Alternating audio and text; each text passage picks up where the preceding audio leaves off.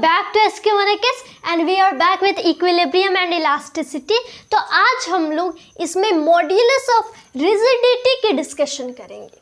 सिर्फ हम लोगों ने 3 केसेस पहले ही वीडियो और इलास्टिसिटी में डिस्कस कर लिए थे। अब उसमें से फर्स्ट केस का तो वी हैव ऑलरेडी स्टडीड, उसमें यंग्स मॉड्यूलस के फॉर्मूलाज यूज होते हैं। हम लोग सेकेंड केस देख लेते हैं कि जो सेकेंड केस है हमारा, what will we do in that. जैसे हम लोग बोलते हैं कि आपके पास कोई भी बॉडी है, यहाँ पे आपके पास कोई भी बॉडी है। अब इसके परपेंडिकुलर आप कोई भी क्रॉस सेक्शनल एरिया सपोज करो, सपोज यही है एंड ये है, इसके परपेंडिकुलर फोर्स लगाने के बजाय आप इस एरिया के इस सरफेस के टेंजेंट फोर्स लगा दो। एक फोर्स इधर, एक फोर्स इधर।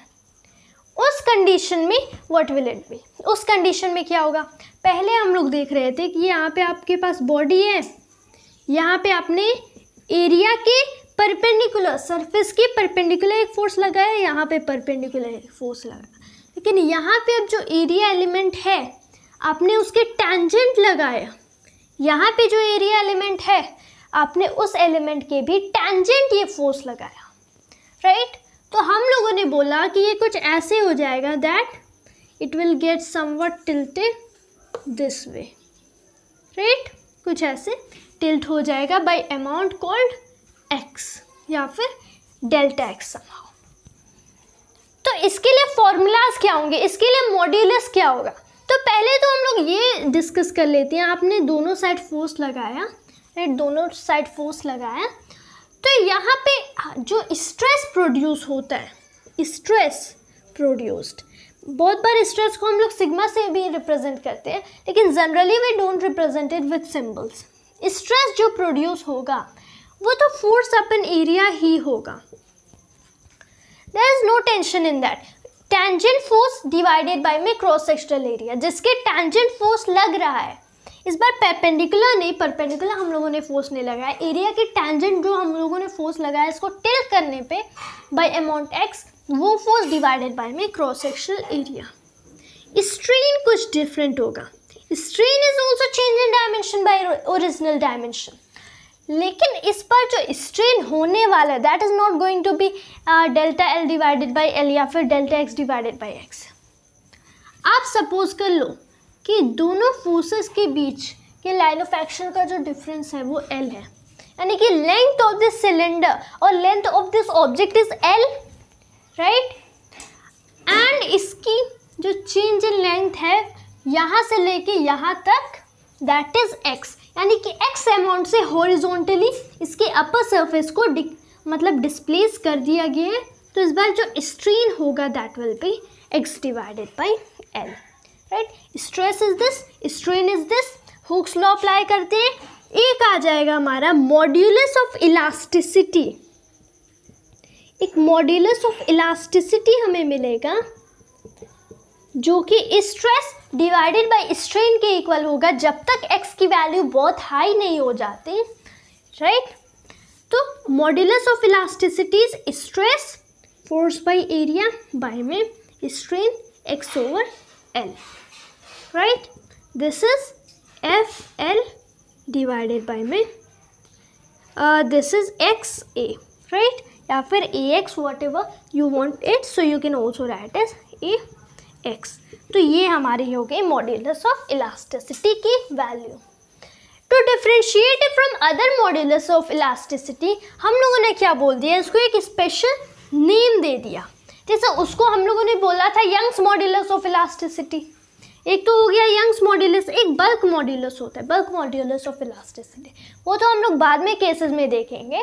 पहले तो हम लोग रिजिडिटी वाला केस देख लेते हैं। तो इस काइंड के मॉड्यूलस ऑफ इलास्टिसिटी को हम लोग modulus of, we call it modulus of rigidity, this is modulus of rigidity. इसको डिनोट कैसे करें, how do we denote it. अब पहली बात तो यू नीड टू अंडरस्टैंड, जैसे डिफरेंट तो जो आप टेक्स्ट बुक्स देखोगे उसमें डिफरेंट वे में डिफरेंट सिंबल्स को डिनोट किया जाता है, राइट। बहुत बार टेक्स्ट बुक्स में बहुत सारे टर्म्स के नेम भी डिफर कर जाते हैं। जैसे जस्ट यू लुक कि अगर आप देखो बहुत ही पॉपुलर इक्वेशन है, E equals h nu, energy equals Planck's constant times nu. हो सकता है maybe if you are in 11th so maybe you will be not knowing about the equation. 12th में हमें पढ़ाया जाता है photo electric effect का।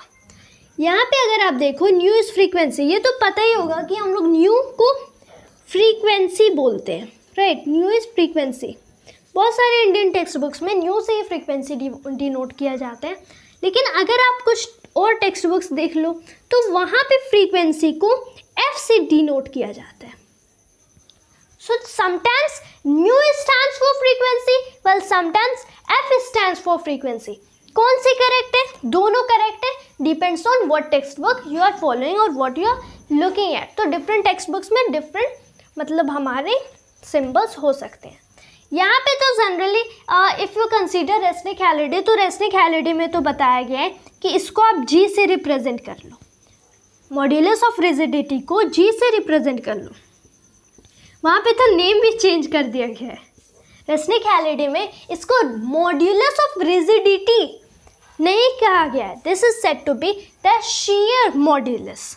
जैसे इफ़ यू लुक कि यहाँ पे हम लोग को स्ट्रेस एंड स्ट्रेन, अगर इनको बाकी स्ट्रेस एंड स्ट्रेन से डिफरेंट बनाना है तो इस केस में जो स्ट्रेस प्रोड्यूस होता है इसको हम लोग बोलते हैं शीयर स्ट्रेस, और इस केस में जो स्ट्रेन प्रोड्यूस होता है इसको हम लोग बोलते हैं शीयर स्ट्रेन, राइट। तो वैसे ही ये जो जी है इसमें बता दिया गया रेसनिक हैलिडे में कि ये हो गया हमारा शीयर मॉड्यूलस, जैसे shear stress, shear strain, shear modulus, right. इतना तो हो गया रेसनिक हैलिडे की बात, इसको आप जी से रिप्रेजेंट कर लो। कुछ इंडियन टेक्स्ट बुक्स आप लोग देख लोगे just like that of respected DC Pandey sir, वहाँ पे बताया गया है, चलो ये तो this is okay, shear stress shear strain is okay. वहाँ पे शेयर मॉड्यूलस को शेयर मॉड्यूलस नहीं बल्कि मॉड्यूलस ऑफ रिजिडिटी कहा गया। What is the difference? There is no difference. Modulus of rigidity, modulus of rigidity and this is modulus of rigidity, and if you consider the shear modulus, so both of the modulus are the same, बस कुछ text books में name different कर दिया गया है, right. मैंने symbol बहुत बार different देखे, लेकिन बहुत सारी टेक्स्ट बुक्स में नेम भी डिफर कर जाता है, राइट। चलो तो और वहीं अगर हम लोग इंडियन टेक्स्ट बुक्स में देखें तो जनरली क्या होता है, इसको शेयर मॉड्यूलस यानी कि मॉड्यूलस ऑफ रिजिडिटी को जी से नहीं डिनोट किया जाता बल्कि एक ग्रीक अल्फ़ाबेट एटा से रिप्रेजेंट किया जाता है।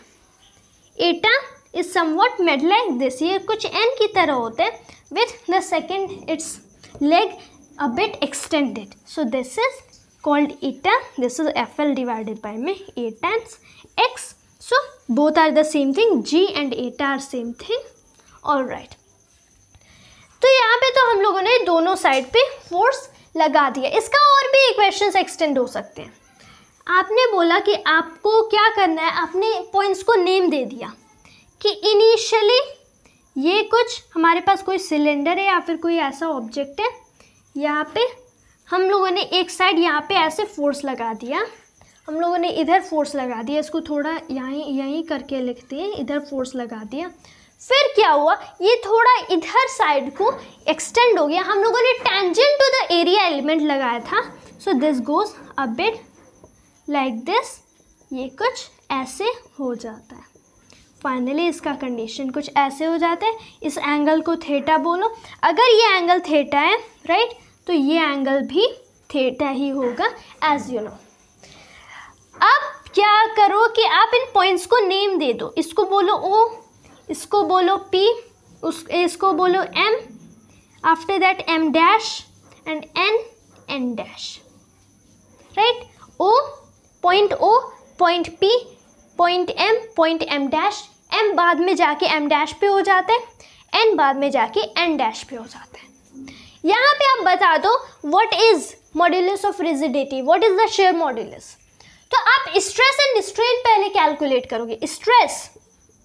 स्ट्रेस इन द केस क्या होगा, स्ट्रेस तो फोर्स बाय एरिया ही होता है, stress is always force by area, not always, yeah right. Stress को आप shear स्ट्रेस पर्टिकुलरली, इसको आप force tangent to the surface divided by में क्रॉस सेक्शनल एरिया बोलोगे। स्ट्रेन क्या होगा, दिस डिफर्स, जैसे हम लोगों ने यहाँ पे एक देख लिया था right here, x divided by l, x was the change in length, right, change the displacement of this element, right. तो ये हो जाएगा m डैश m, क्योंकि m डैश माइनस m यहाँ पे हमें इतना जो डिस्प्लेसमेंट हुआ था इन सारे एलिमेंट्स का वो मिल जाएगा। तो स्ट्रेन इज व्हाट, x यानी कि m dash m, x is m dash m divided by में लेंथ यानी कि यहाँ से यहाँ तक mo, राइट, mo या फिर some people even call it om। मैंने पॉइंट्स रैंडमली लिया है, बहुत सारी टेक्स्ट बुक्स में पर्टिकुलर सेलेक्ट करके लिया जाता है। This is stress, this is strain. आपको शेयर मॉड्यूलस यानी कि मॉड्यूलस ऑफ रिजिडिटी चाहिए, स्ट्रेस एंड स्ट्रेन को डिवाइड करो। This is force over area over m dash m over om, point over o से लेके m तक, right. m dash m is what, m dash से लेके m तक या फिर m से लेके m डैश तक। अब यहाँ पे अगर आप देखो ये थीटा है, दिस इज थीटा, ये एंगल थीटा आपने सपोज किया। अब यहाँ पे अगर हम लोग देखें तो ये एक ट्राइंगल फॉर्म कर रहा है, ये कोई काइंड का ट्राइंगल बना रहे हैं, this is getting made a triangle, इधर o, इधर m, इधर m dash, and the same holes here, वही इधर भी होगा। स्ट्रेन हम लोगों ने m dash m over om बोला, वैसे इसको आप n dash n over pn भी लिख सकते हो, बोथ आर इक्वलेंट, दोनों सेम ही होंगे बिकॉज इक्वल अमाउंट से डिस्प्लेस होंगे सारे एलिमेंट्स, पैच एलिमेंट्स। तो अगर आप यहाँ पे बोलो if you speak right here, तो ये जो m डैश m होगा दिस पार्ट थीटा के लिए this will be the perpendicular, आप इसको रोटेट कर सकते हो, so it will look like this. अगर आप रोटेट करो तो ये o हो जाएगा theta and this will happen m dash I think m। अब tan ऑफ थीटा बोल दो, tan of theta is what, tan of angle theta is just sin theta divided by में cos theta, so this is perpendicular m dash m divided by में base over m dash, right. So this is m dash m divided by में om। तो अगर हम लोग इसको लिखने की कोशिश करें, so this will become something right here, या कि ये अगर हम लोग देखें, so this becomes the tan of angle theta, ये tan थीटा हो जाएगा। और अगर ये थीटा बहुत ही स्मॉल है विच usually happens in regular cases, अगर इवन बॉडीज इलास्टिक है हमारी रियल लाइफ सिचुएशंस में, उतना ये मतलब थीटा की वैल्यू एक्सटेंड नहीं होती, एक्स की वैल्यू m डैश m की वैल्यू एक्सटेंड नहीं होती, तो we can consider theta to be very small. और जब थीटा बहुत स्मॉल होता है तो tan थीटा की वैल्यू नियरली थीटा के इक्वल ही होता है। So this is f divided by में a tan theta, a tan theta होना चाहिए था, इसको हम लोगों ने tan थीटा लिख लिया, लेकिन theta to be very small, tan theta and theta are nearly equal, they are nearly equal, not exactly equal, they are nearly equal। so this is f divided by में a times theta। एक ये हमारा इस kind के case में formula हो गया। हम लोग यूजुअली कैसे कैलकुलेट करें, usually I would say for this आप force times the length multiply करो डिवाइडेड बाय में एरिया टाइम्स द कितना डिस्टेंस था जब ये एक्सटेंड हुआ उस साइड पे मल्टीप्लाई करो। अगर ये इस काइंड का पर्टिकुलर केस आपको मिल रहा है, so you can divide the force by the area times the theta, जिससे ये extend हो रहे हैं this value of theta, but theta से थोड़ा complicated हो जाएगा। If you consider theta, so it will become a bit complicated, वरना you can go this way, I just like this way, whatever you want you can call it। आप modulus of rigidity बोलो, आप shear modulus बोलो, right, whether you represented by G, आप G से represent करो या फिर एटा सिंबल से, द ग्रीक अल्फ़ाबेट एटा से रिप्रेजेंट करो। Sir that is just up to you, whatever you do. Problem solving में तो हमारी वैल्यूज सेम ही आती हैं, whichever method you try. That was just all for today, hope you always like and enjoy to this video and thanks to always. जय हिंद, जय भारत।